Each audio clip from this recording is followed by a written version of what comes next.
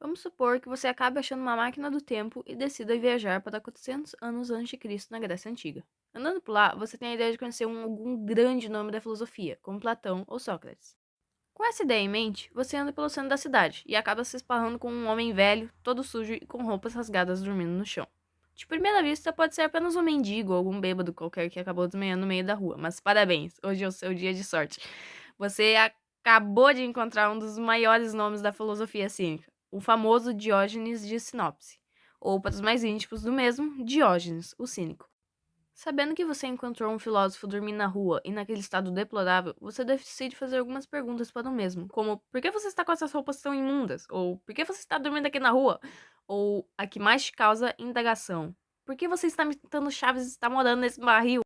Diógenes provavelmente olharia para você com um olhar meio estranho, provavelmente por estar usando roupas como uma calça jeans e alguma camiseta de desenho animado, mas ele te responderia que a modalidade advém do retorno à simplicidade da natureza, e que ele não precisava de luxo como uma casa grande, roupas limpas ou até um lugar para praticar suas necessidades básicas para ser uma pessoa feliz. Você provavelmente não iria entender o que Diógenes está falando, não só por não entender o motivo dele viver assim, mas porque também esqueceu que ele vivia na Grécia Antiga e não falaria português, mas sim grego. Mas a gente está aqui para te ajudar nisso, não para te ajudar a conseguir aprender grego, porque nem a gente sabe, mas sim a entender a filosofia que foi e é o cinismo. E também quem foi essa figura muito peculiar que era o Diógenes de Sinopse. Vamos pelo começo. O que era o cinismo? Os cínicos, os filósofos do cinismo, pareciam ser tudo, menos filósofos. Os mesmos não tinham moradias, bens, roupas e muito menos vergonha do jeito que viviam. De uma maneira bem curta e grossa, eles não ligavam para a opinião dos outros. Eles viviam no legítimo foda-se. E por causa disso que vem a origem da palavra cínico. Ela tem origem grega e significa quínicos, ou em português, igual um cão. Ela foi criada originalmente como uma forma de insultar e ofender os filósofos pela forma que viviam, mas os mesmos adotaram esse termo porque era exatamente a explicação de sua forma de pensar, igual a de um bando de cachorro. Agora que vocês já estão familiarizados com o cinismo, nós vamos apresentar o maior nome dessa filosofia, o nosso famoso Diógenes, o cínico.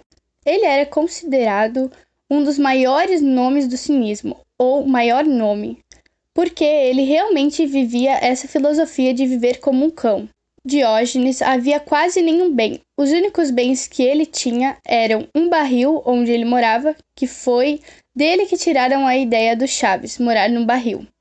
Um bastão, uma lamparina, um saco e uma tigela que usava para beber água, que jogou fora pouco tempo depois, pois acabou vendo uma criança bebendo água utilizando as mãos e percebeu que a tigela não era mais o item necessário para sua sobrevivência. Ele fazia da pobreza a sua virtude, e esse foi o jeito que ele conseguiu para protestar contra a sociedade corrupta e consumista da sua época. Muitos consideravam Diógenes um louco pelas coisas que ele fazia. Uma das várias loucuras de Diógenes era que ele andava pelo centro de Atenas com a sua lamparina ligada. Detalhe, isso acontecia durante o dia. E quando qualquer pessoa lhe perguntava o motivo de estar fazendo isso, ele respondia: estou procurando um homem honesto. Segundo sua filosofia, coisas como status, poder e dinheiro não iriam trazer a felicidade verdadeira, pois foram obtidas de uma maneira totalmente artificial. Diógenes, como foi falado antes, pregava que a moralidade advém do retorno da simplicidade da natureza. Ações básicas como comer, beber, dormir e outras não deveriam ser feitas com vergonha, deveriam ser feitas em público quando sentissem vontade. Outra coisa interessante do nosso querido Diógenes era que sua filosofia era algo que se vivia diariamente e não era ensinado nas escolas, como as dos maiores filósofos de sua época, pois ele acreditava fielmente que a virtude se apresentava na ação e não na clássica teoria, sendo que ele não respeitava nenhum dos grandes filósofos de sua época e seus pensamentos completamente inúteis, porque não eram aplicados à vida em si. Inclusive, não respeitava Platão e achava que o mesmo não merecia carregar o título de discípulo de Sócrates, pois tinha mudado a simplicidade socrática para devaneios totalmente inúteis que transformava a filosofia em algo de elite, que não adicionava nada na arte de viver.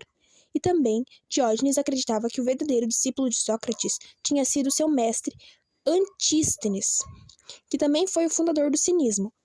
Diógenes não gostava tanto de Platão, que puxou seu tapete cheio de ego algumas vezes. Por exemplo, durante uma de suas palestras, Platão comparou o homem com um bípede sem penas e foi elogiado e aplaudido pela comparação.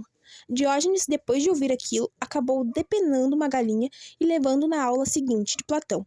Ele entrou no meio de Platão e jogou a galinha no meio de seus alunos e falou a seguinte frase: "Eis aqui o homem de Platão." Platão ficou tão em choque com esse ocorrido e voltou atrás na sua frase e mudou ela para: "O homem é um bípede sem penas de unhas largas." Mas essa não foi a única pessoa que sofreu na mão de Diógenes. O imperador muito importante sofreu na mão dele também.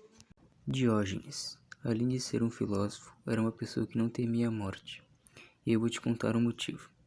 Nessa mesma época existiu simplesmente o maior imperador da história, Alexandre o Grande. E o nosso querido Alex era muito fã de Diógenes.